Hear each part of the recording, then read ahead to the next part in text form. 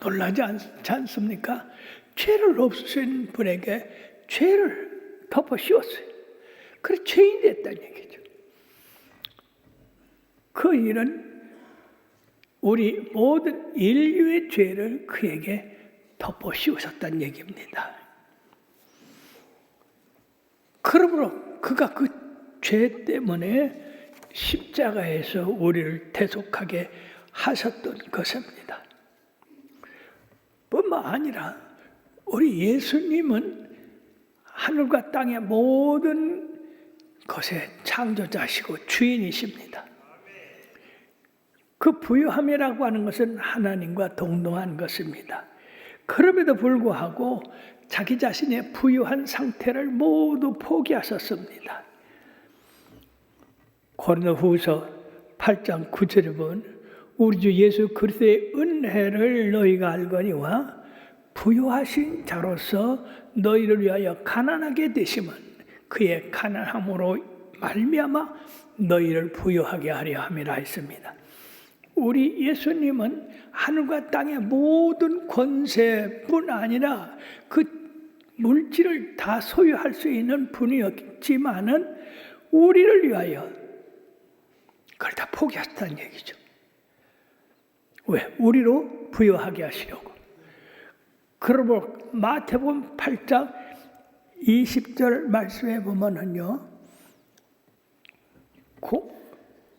여우도 굴이 있고 공중의 새도 거처가 있지만은 인자는 머리 둘 곳이 없다고 하셨습니다. 주님이 가지신 모든 것 다 인간에게 쏟아부어 주심으로 주님 가진 것이 없다고 하신 것입니다. 그러므로 여러분들 우리 예수 잘 믿으면 주님의 부유함이 여러분들에게도 임해서 가난한 자가 부유함을 받게 되는 줄 믿으시길 바랍니다. 뿐만 아니라 우리 예수님은 하늘 영광을 포기하셨습니다. 이 세상에 자발적으로 오셨습니다. 이사야서 53장 3절에 보면 그는 멸시를 받아 사람들에게 버림받았으며 간고를 많이 겪었으며 질고를 하는 자라. 마치 사람들이 그에게서 얼굴을 가리는 것 같이 멸시를 당하였고 우리도 그를 귀히 여기지 아니하였도다. 이런 멸시를 받으면서도 우리 예수님은 사람들과 같이 되셨다는 겁니다. 하나님 된 걸 포기하신 거예요. 뿐만 아니라 주님은 독자적인 직권 행사를 포기하셨습니다. 히브리서 5장 8절의 말씀에 보면은요, 그가 아들이면서도 받으실 고난으로 순종함을 배웠다 그랬습니다. 인간들의 고난이 얼마나 많이 있습니까? 하나님의 아들로 권세를 나타내신다면 고난받을 이유가 뭡니까? 그러나 고난으로, 순종함으로, 이기심으로 주 예수 그리스도로 말미암아 고난받는 모든 사람들을 위로하시고 힘을 주시고 소망을 주시게 됐던 겁니다. 우리는 더 이상 예수 그리스도께서 하나님과 동등될 것을 취하지 아니하시고 인간으로 태어나게 되심으로 말미암아 하나님의 놀라운 신비와 그 능력, 지혜와 사랑의 그 산 비유 앞에 서 있는 것입니다. 하나님 동등된 것을 취하지 아니했다고 한 것과 동시에 오히려 자기를 비워 종의 형체를 가지사 사람들과 같이 되셨다고 했습니다. 즉 이 말씀은 타락한 상태, 곧 죄의 결과를 짊어진 연약한 상태를 가진 인생의 어려움을 취하셨다고 하는 겁니다. 예수님께서 마리아의 몸에서 태어나실 때 신성과 인격을 연합하여 태어나신 것입니다. 사람의 몸으로 태어났지만은 그러나 그에게는 신적인 존재를 가지고 있었다는 겁니다. 그러므로 예수님은 죄가 없으신 분입니다. 그럼에도 불구하고 죄의 결과를 짊어지셨습니다. 히브리서 4장 15절에 보면 우리에게 있는 대제사장은 우리의 연약함을 동정하지 못하서리가 아니요 모든 일에 우리와 똑같이 시험을 받은 이로되 죄는 없으시니라. 그렇습니다.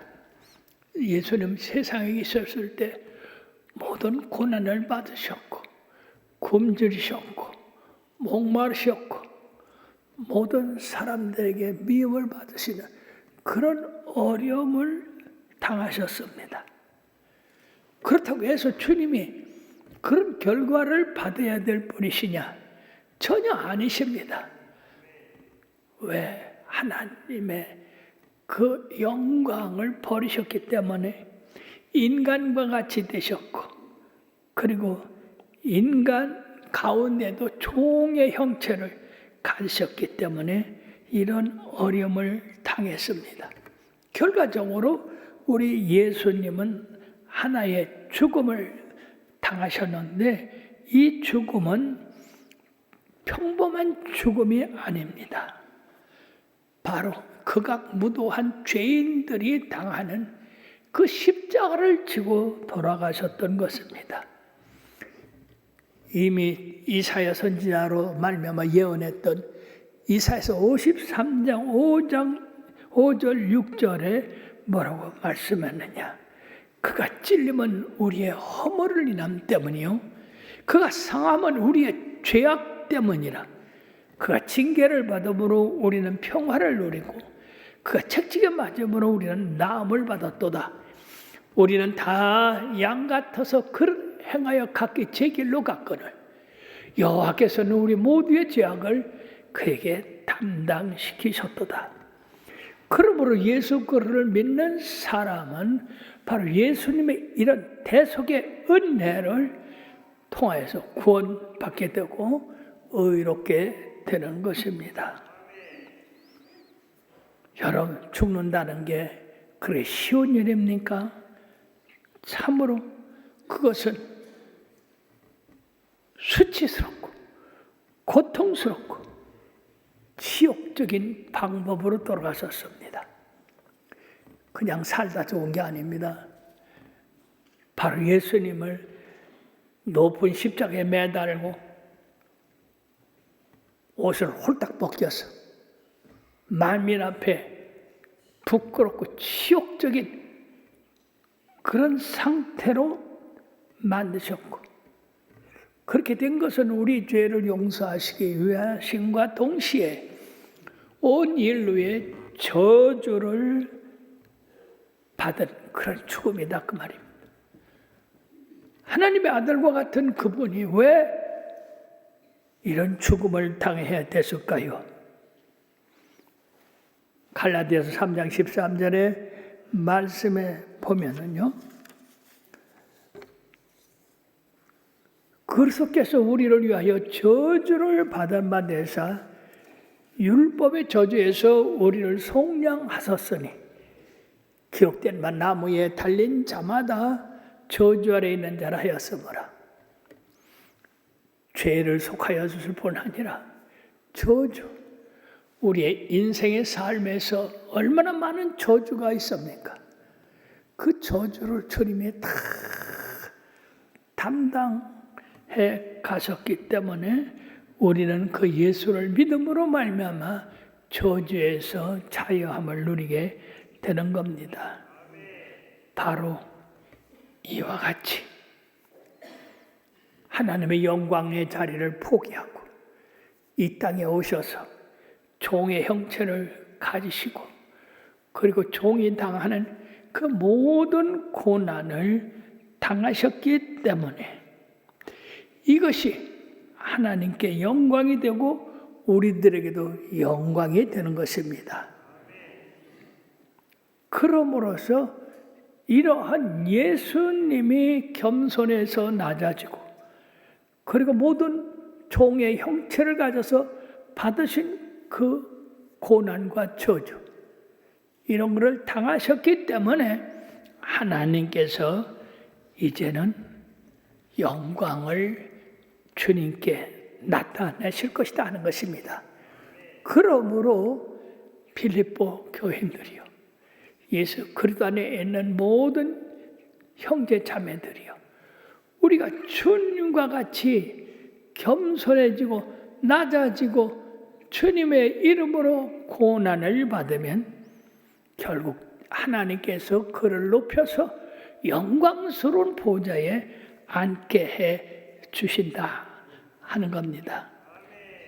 이름으로 하나님이 그를 지극히 높여 모든 이름 위에 뛰어난 이름을 주셨다 그랬는데 이것은 하나님께서 초월적이고 영광스러운 그런 이름을 그에게 주셨으므로 말미암아 그 주님이 영광을 받으셨다고 하는 건데 그 영광은 주님만 받은 게 아니라 하나님께서도 영광을 받았다는 겁니다. 요한복음 19장 30절에는 주님께서 십자가 사형에서 포도주를 받으신 후에 이르시되 다 이루었다 하시고 머리를 숙이니 영혼이 떠나가셨습니다. 즉 인간의 죄를 대속하기 위해서 행하신 그 모든 일을 완수하셨다는 얘기죠. 그러므로 하나님이 그를 죽음 가운데서 부활시키시고 부활시켰을 뿐 아니라 하늘에 오르게 하시고 그리고 하늘에 올리셔서 하나님 보좌 우편에 앉게 하셨다는 얘기입니다. 얼마나 감사한 일입니까? 그러면 히브리서 7장 15절의 말씀에 보면은요, 자기를 힘입어 하나님께 나아가는 자들을 온전히 구원하실 수 있으니 이는 그가 항상 살아계셔서 그들을 위하여 간구하심이라. 아멘. 우리는 세상에서 많은 죄를 짓고 허물이 많지만은 우리가 예수 그리스도의 그 공로를 힘입어서 기도하고 간구하고 주님 앞에 나가면 주님께서 언제나 우리를 영접하시고 우리 죄를 사하시고 용서하셔서 하나님 보좌 앞에 앉게 하신다는 것입니다. 모든 무릎을 예수의 이름에 꿇게 하셨다고 했는데 세상을 이기시고 사망 권세 이기시고 사탄을 정복하신 그 예수님, 그 예수님의 이름 앞에 모든 무릎을 꿇게 하셨는데 하늘에 있는 것과 땅에 있는 것, 땅 아래에 있는 것, 이 모두를 다 포함하고 있습니다. 그러므로 하늘에 있는 것이라고 하는 것은 천사들과 구원받은 하나님의 백성들, 땅에 있는 것은 모든 백성들, 인류, 그리고 땅 아래에 있는 것들은 타락한 천사들과 멸망받은 모든 족속들, 그들로부터 예수님의 이름에 무릎을 꿇게 하셨다고 하는 것은 예수님에게 항복했다는 얘기죠. 세상에 계셨을 때 예수님을 미워하고 죽이려고 했던 사람들이 얼마나 많이 있습니까? 그러나 이후에 우리 주님 영광 받으신 그 모습을 보고 그들은 다 무릎 꿇게 되었을 뿐 아니라 그 사람들 입으로 그리스도 예수를 주라 시인하게 하셨다는 겁니다. 사랑하는 여러분, 예수님 세상에 계셨을 때에 예수님을 주로 믿으신 사람은 극히 드뭅니다. 제자들 가운데서도 베드로에게 사람들이 나를 누구라 하느냐? 주는 그리스도시요 살아계신 하나님의 아들입니다 라고 고백한 사람이 별로 없었습니다.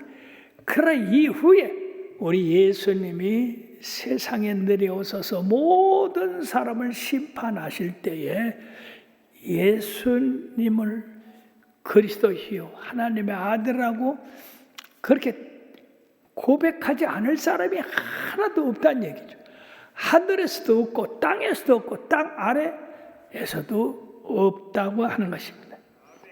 그래 사랑하는 여러분들이요, 얼마나 놀라운 일이십니까? 그렇게 비참하게 돌아가신 그 하나님의 아들, 그 겸손을 배워서 우리들 신앙생활에도 그런 겸손한 신앙생활을 하시면 하나님이 먼저 영광을 받으시고 그리고 우리들을 그리스도의 보좌 우편에 앉혀주신다고 하는 것입니다. 즉 모든 예물로 예수 그리스도를 주로 시인하여 아버지 하나님께 영광을 돌리게 하셨다는 겁니다. 그러나 사랑하는 여러분, 우리가 예수를 믿으면서 항상 그리스도의 겸손을 본받고 그리고 종의 형체를 입어서 섬김의 생활을 하고 그리고 예수님의 이름을 널리 증거할 때에 하나님 아버지의 기쁨이 되고 영광이 되어서 바로 그런 사람도 예수님을 하나님의 영광 보좌에 앉히시듯이 우리들도 예수 그리스도의 영광의 보좌 우편에 앉게 하신다고 하는 것입니다. 그러므로 바울 사도는 필립보 교인에게 무엇보다도 예수 그리스도의 그 마음에 집중해라. 바로 그 예수님께서 살아가신 그 겸손의 모범을 본받아야 된다. 그것이 바로 너희들의 생활 규범이 되어야 된다. 그렇게 행할 때에 바로 우리 하나님이 영광 받으시고 우리들에게도 그 영광을 나누어 주신다고 하는 것입니다. 그것은 바로 이후에 우리가 주님과 함께 그리스도의 영광의 실체 우편에 앉아서 하나님께 영광 돌리고 우리들이 영광 받으실 뿐 아니라 세상을 다스릴 그런 권세를 얻게 되신다 하는 것입니다. 지금 세상이 분열없고 혼란하고 참으로 어둠 가운데 있는 이것은 바로 예수님이 오실 날이 가깝다고 하는 것을 의미하고 있습니다. 그러므로 우리 믿는 성도는 더욱더 우리의 신앙생활에서 예수 그리스도의 겸손하심과 희생하심과 사랑하심 그리고 접대하신 그 모든 것을 본받아서 실천해야 될 줄로 믿습니다. 가시고기의 작자인 조항인이라는 분이 계시는데 이분은 신문 기자였습니다. 그런데 신문 기사를 잘못 써서 감옥에 갇히게 되었습니다. 하필 조직폭력배 두목이 갇혀있는 그 감옥에 들어가게 됐어요. 처음에는 원망도 하고 아니 그 많은 감옥 중에 어떻게 조폭 두목이 들어있는 이 감옥에 갔다가 들어가게 하느냐. 두려워서 벌벌 떨고 들어가는 이분을 보고 조폭 두목이 야, 너 교회 다녀봤냐? 그래서 떨리는 걸로, 예. 찬송할 줄 알아? 예. 성경은 예, 읽어봤습니다. 대학 시절에 그냥 교회 좀 나갔는데 그때 읽어봤습니다. 그러니까 됐다. 그만하면 됐어. 지금은 또 이 방에서 네가 설교해야 된다.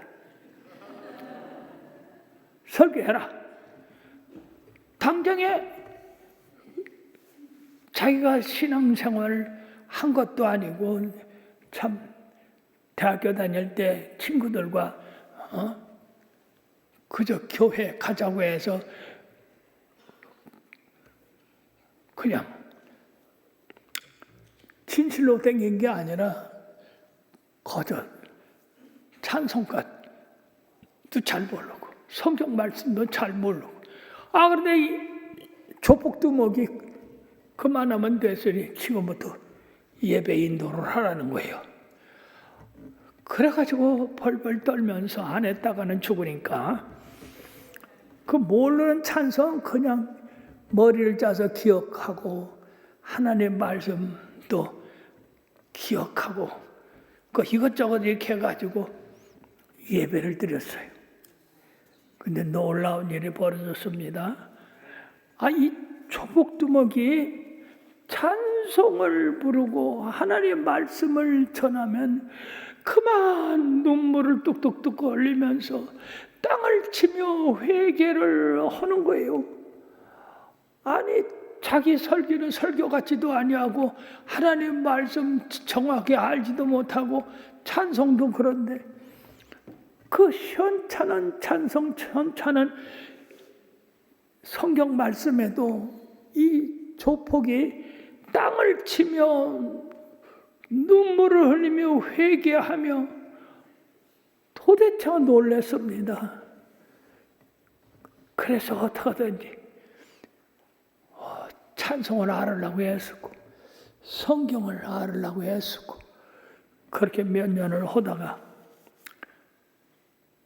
세상에 나왔는데 그 일을 하면서 많이 회개했어요. 왜 내가 대학 시절에 더 열심히 교회를 나가지 않았을까? 찬송을 부르지 않았을까? 하나님의 말씀에 귀를 기울이지 않았을까? 그래가지고 세상에 나올 때는 찬송과 하나님 말씀에 사무침이 되어서 열심히 찬송하고 열심히 하나님 말씀 읽어서 하나님의 귀한 백성이 되었다는 간증입니다. 사랑하는 여러분, 지금 기회 있을 때 열심히 주님을 본받는 자들 되시기를 바랍니다. 주님의 겸손을 본받으십시오.